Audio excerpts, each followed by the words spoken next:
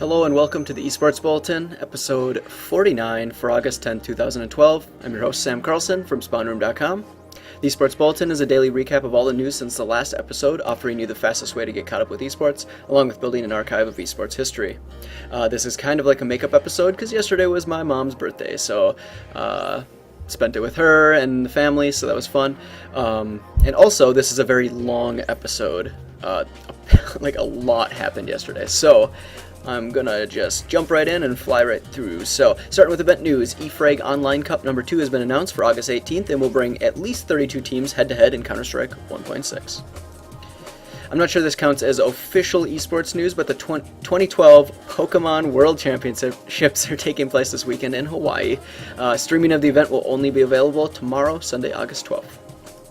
I wonder what that's like. I actually should tune in.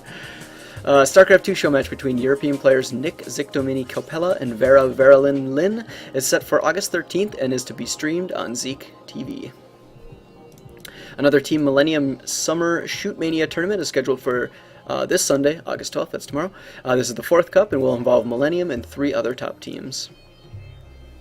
A second Topanga A League will will be starting on August 17th for Super Street Fighter 4 Arcade Edition, version 2012, bringing 12 players together to compete for a $18,500 prize pool. And this is a Japanese tournament. So. Back in episode 31, I mentioned the DreamHack Bucharest tournament for Counter-Strike 1.6. Now, more details have been have emerged, including team information, format, invitations, and qualifiers. Lastly, for events, ESL has released the caster lineup for IEM Cologne this next week at Gamescom, bringing some of the world's most popular StarCraft 2 and League of Legends personalities to one of the year's biggest events. There's also the exciting announcement that Jarrett Kale from Pure Ownage will be hosting the event, which is really sweet. If you don't know what Pure Ownage is, you are missing out. You should go watch it. There are 2 series. There's like a web series, and I think there's 2 seasons, and then there's like the official one that launched on Canadian television. Unfortunately, it was not picked up for a second season, so it kind of, died out. And then I think they have like kids and stuff, so they've been focusing on real life. But that's awesome. I missed that show. Moving on, player and team news. Evil Geniuses have been disqualified from the ESWC Dota 2 North American qualifiers for breaching tournament rules by using European player Jacob Melktoft Anderson. So that sucks. French gaming organization Pyro-Gen has announced the acquisition of Shootmania Storm team Avanoids, and will be testing the new players at Gamescom next week. Counter-Strike team FM Toxic has announced their intentions to switch to Global Offensive after I-46, or the Insomnia Series event, along with a roster change replacing Josh Mole Rowley with Jamie Keita Hall. Former Brood War player and current StarCraft 2 professional Alexei White-Raw Krupnik has signed with the esports management group mentioned back in episode 16, so hopefully that'll open some new doors for him and see where that takes him. French team Alt-Tab Gaming has announced the acquisition of former New Star Hosio player Sage. Along with him joining the team, he will also be attending the Polish training facility Ministry of Win.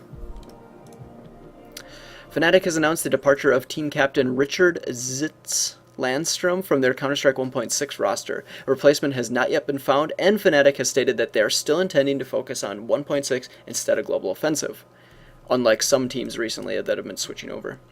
Attached to this story is an exciting piece of news as Richard leaves Fnatic for the newly reformed legendary team NIP, or NIP, Ninjas in Pajamas. The brand new roster is full of veteran 1.6 and Source players and is ready to dominate the Counter-Strike scene once again. TT Esports has lost 3 players from their Team Fortress 2 roster, but quickly found replacements with Alex Hat Malia, Bjorn Biben Anderson, and Raleigh Darn Savella.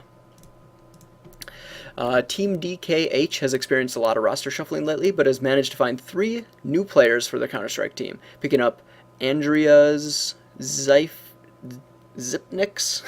Holschleth, Jonas JNY Opitz, and Christian Krisby Schmidt.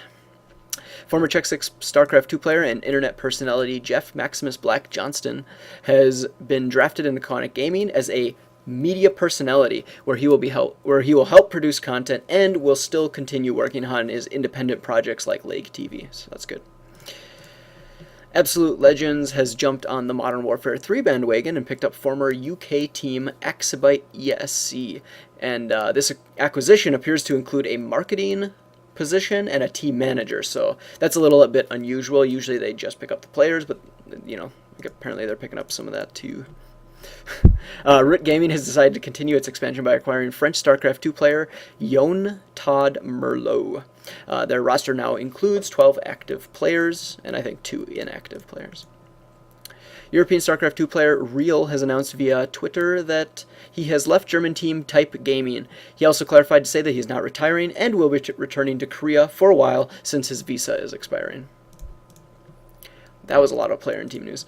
In patch news, Valve released another hero-less patch for Dota 2 enabling swap mode, which allows players to swap heroes after they've been picked, and have now enabled or allowed for 2 casters to be in their Dota 2 TV thing or whatever that is. Valve additionally has released another patch for Counter-Strike Global Offensive, changing a variety of things. There's a whole bunch of changes there. And don't forget that the pre-orders are open for the game, which gives you early access. I think it's August 14th you can start playing. And I think it's 10% off, so that's cool. Alright. Riot has announced that Katarina is to be the next champion for a remake like Twitch and... who was it? Twitch and Evelyn? Yeah. So they're going to change up her abilities or update them or whatever, and then they're also going to do a visual update as well. Probably make her like sexier or something. Alright, in miscellaneous news, State of the Game host JP McDaniel has announced via YouTube his departure from the programming director role at Major League Gaming and his new intent of focusing on content production. Notably saying that State of the Game will return by the end of August, which I had previously mentioned in a different episode, along with increased live streaming and the expansion of Real Talk, and even hosting competitive events. So that's cool. Hopefully that all works out. He's pretty popular, so I think it will. Korean team StarTale and MVP have announced partnerships with college institutes to help support players and teams, campus clubs, and encourage competition. To celebrate the 2 supported teams, Optimus and Veritas have scheduled a show match for tomorrow, August 12th. All the details about this whole deal is in the links provided. And lastly, it appears that Blizzard's Battle.net system was compromised recently. The damage doesn't sound to be that bad, like the hackers didn't really get much. However, as a precaution, as always, update your password. So if you're playing StarCraft 2 or WoW or Diablo or whatever, you should probably do that. So, okay. That was a long episode, but that covered everything for August 10th and a little bit of August 9th. So, as always, thanks for watching, and be sure to subscribe if you haven't. That really helps, and yeah, see you next time.